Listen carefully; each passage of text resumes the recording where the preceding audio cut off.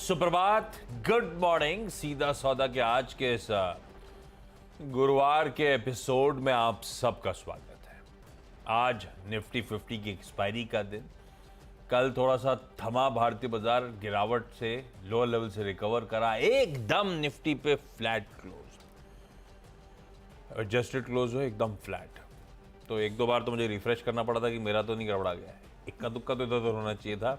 तो मैंने एक दो और साइट्स देखी तो मैंने कहा ये नहीं, फ्लैट एकदम फ्लैट क्लोज हुआ, जहां शुरू हुए थे वहीं खत्म हुए, लो लेवल से रिकवर करके।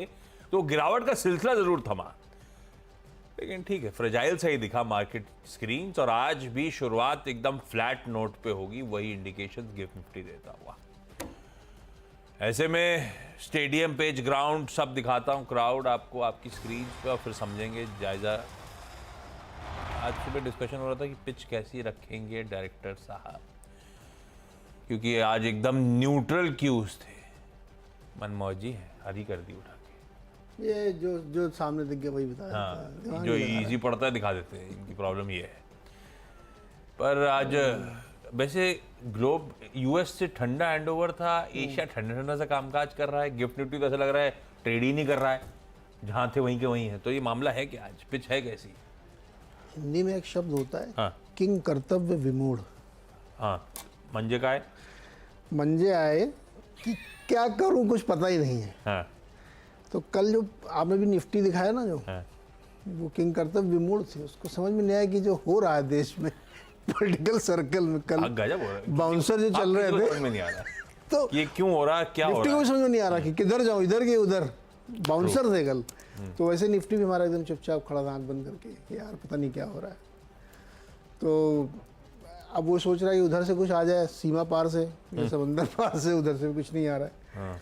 वहाँ पे भी लोग बिल्कुल किंग कर्तव्य विमूढ़ जैसे हैं कि यार फेड क्या करेगा, रिजल्ट भी खत्म हो गया, अब क्या करूँ, कुछ नया चाहिए हमें। तो नया ये है कि फेड के अधिकारी ने फिर एक बार डरा दिया मार्केट को कि यार नहीं कट होगा रेट वेट। तो यूएस मार्केट में, लेकिन एक बहुत इंटरेस्टिंग बात है आशीष जी, जैसे आप, मैंने कहा था ना सुबह की वॉल हिट करना बार बार मार्केट में लौट आता है, लेकिन हिट करने के लिए आपको बार बार दम भी चाहिए ना। तो दम है मार्केट में वहाँ पे, इसीलिए बार बार हिट कर रहा। हो सकता है टूट ही जाए 4-5 बार टक्कर मारने के बाद। तो इसलिए मार्केट में वहाँ पे स्ट्रेंथ है, लेकिन वो एक नई ऊंचाई या नए लक्ष्य की ओर इसलिए नहीं जा रहा है क्योंकि उसको उसके लिए थोड़ा सा इंसेंटिव चाहिए कि क्यों जाएँ ऊपर हम। वो इंसेंटिव शायद अगले हफ्ते मिले, जब बुधवार को इन्फ्लेशन डेटा आएगा, या फिर फाइनली तो आपको 11-12 जून तक वेट करना पड़ेगा कि क्या कमेंट्री आती है। तो उधर भी बिल्कुल मामला थोड़ा सा शांत, ठंडा और जोर लगा के हिस्सा वाला है। तो इधर क्या होगा? इधर थोड़ा सा अभी लगता है नर्वसनेस चलेगी। अब election related nervousness creep in कर गई है, चक्रव्यूह में फंस गए। हाँ, थोड़ा सा फंस गए। और एक तो इतना लंबा है कि अभी इरिटेट हो रहे हैं अपन सब। तीन ही फेज हुए हैं, 4 फेज सामने खड़े हैं, आउटकम 4 जून को आना है। बहुत लंबा, उस भी ये सब बहुत होगा। खैर, अपन बढ़िया से स्टॉक हाईलाइट कर देते हैं भाई, जो होपफुली आपकी आज की ट्रेडिंग सेशन में शायद मदद कर सकते हैं। आपका फाइनेंशियल एडवाइजर ज्यादा बेहतर बताएगा सही है विकल्प या नहीं। पहला, बैंक ऑफ बड़ौदा, हरे में रख देता हूं। खबर अच्छी है इसीलिए हरे में रख रहा हूं। और खबर यह है कि आरबीआई की गाज आजकल बहुतों पे गिरी थी। आजकल मतलब पहले बहुत पे गिरी हुई है। उस पे इनका जो ऑनलाइन ऐप था बॉब वर्ल्ड, उस पे भी गिरी थी। मेरे ख्याल से ये अक्टूबर 2023 की कहानी, मतलब पिछले साल अक्टूबर की, जब आरबीआई ने कहा था कि आप ऑनबोर्डिंग नहीं कर सकते कस्टमर्स की बॉब वर्ल्ड के थ्रू। कुछ सुपरवाइजरी कंसर्न्स थे इस बैंक की मोबाइल बैंकिंग ऑनबोर्डिंग प्रोसेस को लेकर, तो रोक लग गई थी। हालांकि बैंक ऑफ बड़ौदा वगैरह कोटक नहीं है, इनकी ऑनबोर्डिंग उससे कितनी डिपेंडेंट है उस पर मुझे बहुत क्वेश्चन मार्क है। ब्रांच और पब्लिक इंटरफेस ज़्यादा शायद होता होगा, पर खबर तो खराब थी। कल शाम को अपडेट आया कि regulator reserve bank of India ने वो रिस्ट्रिक्शंस बॉब वर्ल्ड पे इमीडिएट इफेक्ट के साथ, तत्काल प्रभाव के साथ हटा दिए। अब ये ऑनलाइन ऐप के थ्रू भी ऑनबोर्डिंग कर सकते हैं, उसके लिए फ्री है। अच्छा है, अच्छी बात है कि टाइमली रेजोल्यूशन आ गया। अक्टूबर, नवंबर, दिसंबर, इधर 4-6-7 महीने में रेजोल्यूशन आना इज नॉट बैड। अगर ये कोटक कर देगा तो वैसे मैं तुम्हें इसको देख के मुझे लगता है कोटक तेजी करूं क्या, मैंने ऐसा कुछ नहीं करा है। सबकी अपनी अपनी दिक्कतें हैं। HDFC बैंक को बहुत टाइम लगा था, अपन बता चुके हैं। BOB ग्रीन लेके चलता हूं, खबर अच्छी है, बॉब वर्ल्ड रिलेटेड। फिर एक स्टॉक है इंडिया शेल्टर, उसका चार्ट भी दिखाइएगा। ऑफ हाई ट्रेड करता, लंबा चार्ट उठाइएगा, साल भर का दिखा दिए, ज्यादा बेहतर रहता है पर्सपेक्टिव में रखने के लिए। अच्छा लग रहा है क्वार्टर, और फाइनेंशियल्स को हेडलाइन नंबर्स छोड़ देते हैं। हेडलाइन नंबर साल दर साल होते हैं, अपन सीक्वेंशियल सारे नंबर इंपॉर्टेंट जो है मोमेंटम के लिए वो देखते हैं। डिसबर्समेंट में बढ़िया 10% Q-on-Q का जंप, AUM 8.5% Q-on-Q इंप्रूव हुए। Gross NPA net NPA sequentially देखा जाता है, Q-on-Q एसेट क्वालिटी में डिसेंट बढ़िया सा इंप्रूवमेंट है। और इनफैक्ट Q-on-Q स्प्रेड्स भी 10 बेसिस पॉइंट्स इंप्रूव होते हुए। मैंने सारे इंपॉर्टेंट चेकबॉक्स टिक करके दिखा दिए, नंबर अच्छे लग रहे हैं। स्टॉक की चाल देखते हैं कैसी रहेगी। इंडिया शेल्टर ग्रीन लेके चल रहा हूं। तीसरा जो है उसको लाल मेंशन करना चाहता हूं, वो है ईसफ स्मॉल फाइनेंस बैंक। साल दर साल जो दोनों आंकड़े हेडलाइन नंबर्स, NII 18% बढ़ा पर मुनाफा 57% गिरा। पर हेडलाइन के बियॉन्ड रीड करना जरूरी। प्रोविजनिंग में साल दर साल Q-on-Q बहुत तगड़ा जंप, प्रॉब्ली दैट एक्सप्लेन्स क्यों मुनाफा इस तरह से गिर गया साल दर साल। 82 करोड़ रुपए की प्रोविजनिंग थी पिछले साल इसी क्वार्टर में, बढ़ के 226 करोड़। लास्ट क्वार्टर की प्रोविजनिंग थी 138 करोड़ रुपए की, बढ़ के 226 करोड़। और यही रीजन है प्रॉफिट डेंट का। एसेट क्वालिटी सबकी या तो स्टेबल है या सीक्वेंशली इंप्रूव हुई। जैसे अभी अपन ने इंडिया शेल्टर की बात करी, उससे पहले अपन ने तमाम बैंक्स और फाइनेंशियल्स हाईलाइट कर रखे। इनकी एसेट क्वालिटी डिटोरिएट कर गई है। ग्रॉस NPA 4.16 से बढ़कर 4.76, 60 बेसिस पॉइंट्स ग्रॉस NPA में डिटोरिएशन है। इन सब नंबर्स को हाईलाइट करते हुए जो अभी करा मैंने, मुझे लगता है ईसफ को लाल रखना चाहिए, मतलब नंबर्स के लिहाज से। चाल वाल मुझे नहीं पता, 2 हरे हैं, 1 लाल है। दो आज असल में एशियन पेंट्स के नंबर हैं, तो मैंने सोचा हर कलर होना चाहिए। मैंने मेरे पास, हाँ मेरे पास भी है ऐसे ही। तो पिरामल एंटरप्राइजेज, इसको मैं रेड में रख रहा हूँ। इनकी इनकम तो ठीक है, बढ़ के आई थोड़ी सी साल दर साल भी, और क्वार्टरली 5-6% गिर गई है। मार्जिन NIM काफ़ी नीचे है, 7.8 से घट के 6.8, क्वार्टर में 7.3 से वहाँ से भी घटे। तो या कह सकते हैं आपकी सारी कंपनियों में ये हो रहा है, दिन में भी हुआ है, एडजस्टमेंट है। तो मुझे लगता है कि इसमें दिक्कत है और खर्चे बढ़े हैं काफ़ी, तो रेड में रखिए इसको। विजय डायग्नोस्टिक्स, इसको मैं ग्रीन में रख रहा हूँ। इनका जो मुनाफा है वो पिछले क्वार्टर में, मतलब थर्ड क्वार्टर में 26 करोड़ था, बढ़ के हो गया 34 करोड़। पिछले साल इसी क्वार्टर में 28 करोड़ था। तो प्रॉफिट अच्छा है और रेवेन्यू भी अच्छा है। साल दर साल भी, क्वार्टरली 133 से बढ़ के 155 क्वार्टरली, और 121 से 155 जो है सालाना। तो नंबर यहाँ पे अच्छे दिख रहे हैं। ऑपरेटिंग प्रॉफिट भी ठीक ठाक है, 44 करोड़ के निकल के आया। तो ये भी ग्रीन में रख के चल सकते हैं। तीसरा RVNL, इनको एक ऑर्डर मिला है, इसलिए मैंने रखा है। 167 करोड़ उसकी वैल्यू है। साउथ ईस्टर्न रेलवे में एक काम करेंगे, टेस्टिंग, कमीशनिंग, डिज़ाइन बहुत सारे काम करेंगे। जो उसके लिए मैंने रखा, क्या काम करेंगे, जो इलेक्ट्रिकल ट्रैक्शन सिस्टम होता है ना, उसको एक बनाएंगे। तो इसके लिए ग्रीन में रख के चल सकते हैं। हालांकि ये 12 महीने क्यों दिखा रहे हो, डराओ मत इसे, कल का दिखाओ खाली। तो मैंने मांगा था ना दोनों ने, तो बार 3 रुपये ऊपर है। हाँ, तो ये है ग्रीन में RVNL। 3 हो गया मेरे लिए। ओके, अगले स्टॉक्स अब ये हरे में रख रहा हूं। इनमें से कई स्टॉक्स लपक चले हुए, तो नंबर्स किस हद तक डिस्काउंटेड है भाव में, कहना थोड़ा मुश्किल हो जाएगा। गोदरेज एग्रोवेट मिसाल के तौर पे कोई कंप्लेंट, नंबर्स बहुत अच्छे, पर स्टॉक साल भर का चार्ट इसका रखिएगा, मेरे लिए तो रख दीजिए। वो दिखाएगा किस तरह से स्टॉक का गजब आउट परफॉर्मेंस फाइनली देखने को मिला है। आय ठंडी है, 2% साल दर साल बढ़ी, ये देखिए। हालांकि इसमें गोदरेज ग्रुप का वो जो सहमति बनी है उसका भी इंपैक्ट है। तो ये मेरे लिए गॉच करना मुश्किल था कि ये इस रीजन से है कि नंबर्स को भी डिस्काउंट कर तो रहा होगा, नंबर्स को भी डिस्काउंट। जब आए 2% बढ़ी, इबीटा 98% का जंप, 3 मतलब इबीटा डबल हो गया। 3.6% वाले मार्जिन 6.9% पे, 23 करोड़ का मुनाफा बढ़ के 65 करोड़ रुपए आया। 10 रुपए का फाइनल डिविडेंड, खैर वो तो सिर्फ मेंशन करने के लिए, लेकिन गजब का ऑपरेशनल परफॉर्मेंस गोदरेज एग्रोवेट का। ऑलरेडी चला हुआ स्टॉक है, मैं फिर भी ग्रीन रख देता हूं, आप जरा देखिएगा। ऐसे ही एक और अच्छा नंबर है एसकेएफ इंडिया का। साल इसकी हाईलाइट मेरे लिए थी मार्जिन एक्सपेंशन। खैर आए साल दर साल 10%, इबीटा 28% बढ़ा, मार्जिन 240 बेसिस पॉइंट्स का इंप्रूवमेंट और मुनाफा इसीलिए 42-43% साल दर साल बढ़ा है। ऑफ हाई लंबी अवधि के चार्ट में नजर आएगा आपको। एसकेएफ इंडिया को अपन रखते हैं ग्रीन इन नंबर्स पे। ऐसी एक और स्टॉक, जैसे मैंने गोदरेज दिखाया था एग्रोवेट, वैसी किर्लोस्कर ऑयल इंजन्स, ये भी गजब तेजी में है। तो नंबर्स पे कैसा रिएक्शन होगा ये अपन जरा वॉच आउट करेंगे। दोनों कल 3-3% चले हुए थे, दोनों लंबी अवधि में बहुत तेजी दिखा रहे हैं।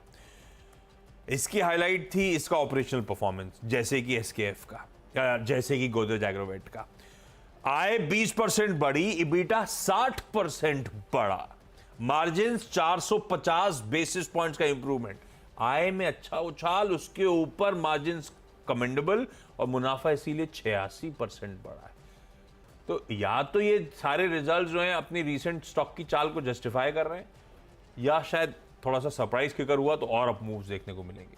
नंबर्स अच्छे थे इसीलिए थम्स अप और ग्रीन कर दिया, अच्छे हो गए मेरे। किर्लोस्कर ग्रुप में ना पढ़ाई करनी चाहिए। सारी कंपनियां मतलब बहुत ही अंडर ओन तो नहीं पता मुझे, लेकिन उनके ये भी वो रिजॉल्व हुआ था उसके बाद से बहुत कम लोग इस पर ध्यान देते हैं। इस पूरे ग्रुप की कंपनियों में ध्यान रखना चाहिए, बहुत बढ़िया नतीजों पे है। अच्छा, फोर्थ स्टॉक है होम फर्स्ट फाइनेंस। मैंने इसको रेड में रखा है। मैंने इसलिए रेड में रखा है इसको, ये नंबर बहुत अच्छे नहीं दिख रहे हैं, बहुत तेज़ मार्जिन गिरा है इनका, 6 से गिर के 5.4 पे आ गया है। क्वार्टरली भी, ईयरली भी, और स्प्रेड भी जो है कम हुआ है। कॉस्ट टू इनकम रेशियो 34% पे है जो पहले 43 थी। एसेट्स पे जो रिटर्न बन रहा है वो 3.6 से 3.9 से गिर गया है। तो नंबर बहुत अच्छे नहीं है। ये सब वो वाली कंपनियां हैं जो सस्ते होम लोन प्रोवाइड करती। कल ही एक आईपीओ भी आया है, बहुत बढ़िया बातें कर रहे थे वो, लेकिन नतीजे तो बहुत ये वो आईपीओ पता है कौन सा है? दीवान हाउसिंग फाइनेंस का एक्विजिशन हुआ था। हाँ, ये वही दीवान हाउसिंग फाइनेंस एक्वायर 2019 में हुआ था, खैर एक्वायर, उसके बाद रिफर्बिश्ड ब्लैकस्टोन ने पूरा खरीद लिया। ब्लैकस्टोन अपना चंक रिलीज कर रहा है। कल मैंने उनसे पूछा है। तो ब्लैकस्टोन 26% बेच रहा है। बाकी भी बिकना आएगा। पी क्या प्रॉब्लम नहीं है, प्रमोटर ड्रिवन नहीं है ये। 2030 तक बाकी का 75% और बेचेगा वो फंड का एग्जॉशन पीरियड होगा। हाँ, तो मैंने कहा ये अब तो ये ओवरहैंग बन गया, ये हो गया, ये सच कह रहे हो। तो बोले नहीं हालांकि टेबल पे छोड़ा है अपने पीयर्स के हिसाब से आईपीओ ने, लेकिन ये ओवरहैंग रहेगा। अगले 6 साल में 75% बेचना, तो हर साल 10% बेचेंगे। लॉक इन के बाद फिर बिकेगा। इसलिए मैंने मुझे सवाल पूछा, लेकिन गोल गोल घुमा दिया दोनों ने। एनी अगर होम फर्स्ट फाइनेंस रेड में, बीएससी यार, हाँ बताओ। नहीं कुछ नहीं, छोड़ देते। बीएससी मैंने रखा है ग्रीन में। हालांकि इसके नतीजे देख के आपको एकदम से अच्छे नहीं लगेंगे, लेकिन नंबर बहुत स्ट्रांग है सर। मेरे को लगता है फ्लैश में देखेंगे तो आपको लगेगा मार्जिन गिर गया है, प्रॉफिट 107 करोड़ है जो कि 1% डाउन है क्वार्टरली, बट रेवेन्यूज बहुत स्ट्रांग है, 31% बढ़ के आया क्वार्टर क्वार्टर। और वो सारी चीज़ें इसमें डिस्काउंट दिख रही मुझे, कि जो ट्रांजैक्शन चार्जेस, सर्विस, 170 करोड़ रुपए प्रोविजन करा है एग्जैक्टली, सेबी वाला। इसलिए मैं इसको ग्रीन में रख रहा हूँ, और स्टॉक ने अच्छा खासा करेक्शन लिया भी था। छठवां स्टॉक है टीवीएस मोटर। इसके नंबर अच्छा है, मार्जिन बढ़ा है एस्टिमेट से भी ज़्यादा और एब्सोल्यूट टर्म में भी ज़्यादा, और एबिटा है 926 करोड़ का, 897 के सामने, और मुनाफा भी 485 करोड़ है, 410 के सामने। अलग एस्टिमेट 540 का था, लेकिन नंबर ठीक लग रहा है मुझे, तो इसको मैंने रखा ग्रीन में। 6 हो गए मेरे। ब्रेक ले लें? बिल्कुल ले लेते हैं, पक्का। चलो एक छोटा सा ब्रेक, उसके बाद अगले 4 स्टॉक्स।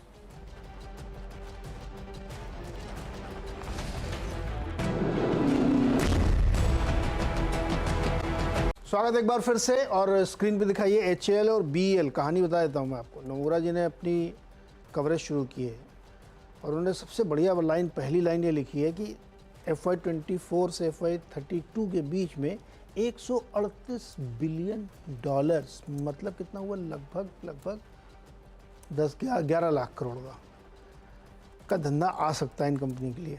तो HL का टारगेट उन्होंने रखा 4750 और BL का टारगेट रखा 300 रुपये। और ये वो दोनों स्टॉक है जो स्प्लिट बोनस ले के फिर उसी लेवल पे पहुंच रहे हैं। तो रडार पे रखिए इनको, और उनका मानना है कि जो भी बड़े कॉन्ट्रैक्ट आएंगे इस पूरे 138 बिलियन डॉलर में, उसमें बड़ा चंक इन दोनों के पास जाए, क्योंकि ये बहुत सारे काम करते हैं। तो दो ये हो गए। 9th स्टॉक है टाटा पावर। इसका नतीजा CLSA को पसंद नहीं आया, उन्होंने सेल कॉल दे दी 297 के टारगेट के साथ। उनका कहना है कि बहुत चौथी तिमाही बहुत कमज़ोर था, क्योंकि जो नेट कोल पोजीशन है वो वीक है, IPP प्रॉफिटेबिलिटी कमज़ोर है, तो इसको रखिए रेड में। 10वां स्टॉक है इंजीनियर्स इंडिया लिमिटेड। ये ऐसा ना होप ट्रेड है, जैसे आज BPCL HPCL के नतीजे, बोर्ड बैठक है, बोनस आएगा, डिविडेंड आएगा। तो बोनस और डिविडेंड में, बोनस ये देंगे मुझे नहीं पता, लेकिन डिविडेंड तो पक्का देंगे। सारी कंपनियां खूब दबा के सरकारी वाली डिविडेंड दे रही हैं। तो EIL को भी रडार पे रखिए। एक दूसरे को देख के खरबूजे का रंग चढ़ता है। जैसे कितना 10 रुपये, कितना 7 रुपये बोनस दिया था, नहीं डिविडेंड दिया था IOC ने, तो आज BPCL HPCL मजे का डिविडेंड देंगे। तो EIL दे देंगे ऐसे थोड़ा। हाँ नहीं दे आमतौर सकते पे हैं। 90% टाइम बोर्ड के सामने प्रपोजल होते हैं, ऐसे वाले तो हामी होती है। 10-1% बार हम लोग हाँ, बन इनके जाते सामने भी कुछ नहीं है। हाँ। प्रपोजल बनेगा इनका। नहीं इनका नहीं, मैं BPHP की बात BPH कर में तो रहा हूँ। मिल ही जाएगा, हाँ उसमें तो मिलेगा। पर ऑलरेडी डिस्काउंट कर रहा होगा स्ट्रीट। डेटामैटिक्स ग्लोबल Q-on-Q देखते हैं।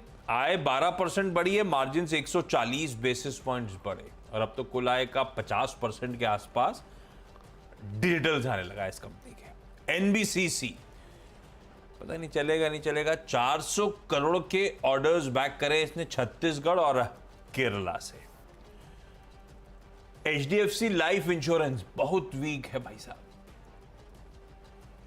अब केकी मिस्त्री साहब के अपॉइंटमेंट बतौर चेयरमैन को रेगुलेटर IRDAI ने मंजूरी दे दी है। हालांकि चेयरमैन का कुछ एग्जीक्यूटिव रोल होता नहीं है, पर केकी मिस्त्री साहब होंगे बोर्ड में, बोर्ड की बैठक होगी, तो थोड़ा बहुत गाइड वाइड तो करेंगे। तो HDFC लाइफ को ग्रीन कर दिया मैंने।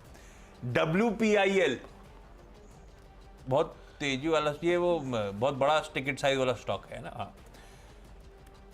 25 मई को स्टॉक स्प्लिट या sub division of equity shares पे बोर्ड विचार विमर्श करेगा, ग्रीन कर दिया। 10 संपला। लेते हैं छोटा सा ब्रेक के उस पार टीम्स का क्विक रैप अप।